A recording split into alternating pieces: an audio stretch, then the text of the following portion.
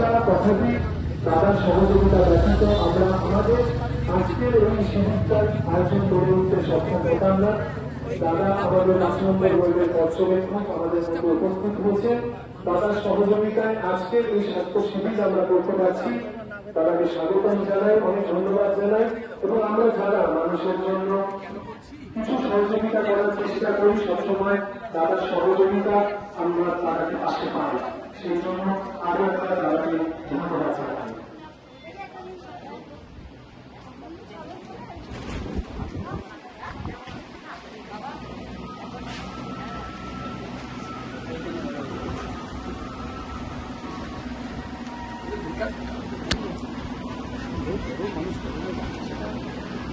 তারা একটু অনুরোধ করবে আমাদের যতটুকু আয়োজন সেই হিসেবে আয়োজনে একটু আমাদের মধ্যে কিছু